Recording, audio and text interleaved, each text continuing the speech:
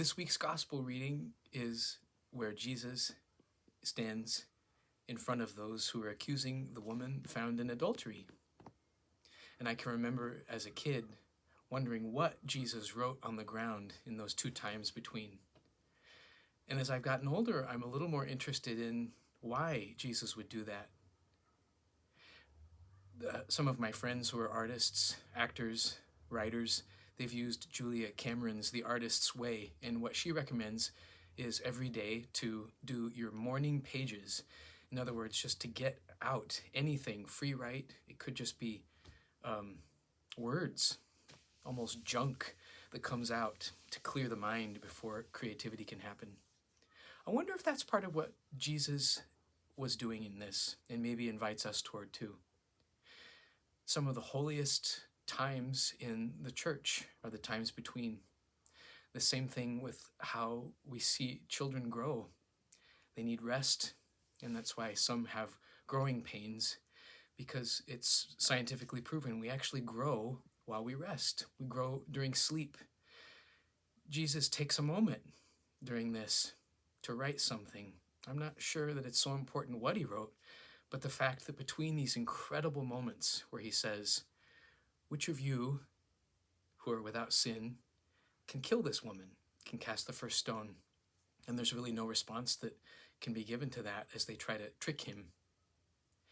And I think God invites us, especially as we look toward Holy Week, into what Holy Saturday is, that time where it looks like nothing is happening, where in fact everything is happening.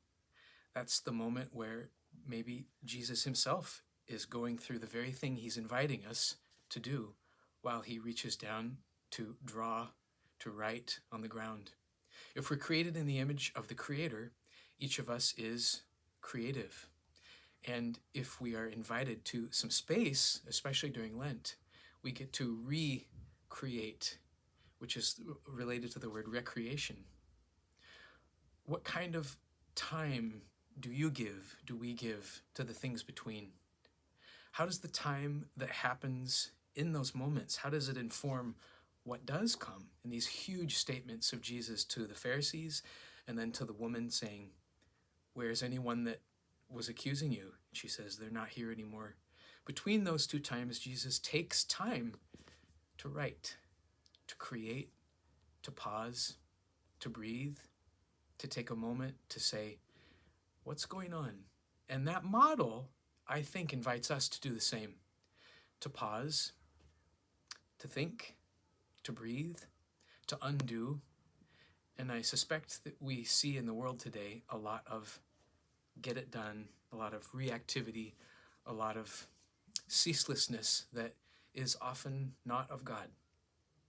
So I'm invited, and I hope you are too, to take some time to write on the ground wherever you are in the manner of Jesus. And it's not so important what you write, but the fact that you're invited to take time to listen, get something out of the way, and let a heart speak as Jesus does.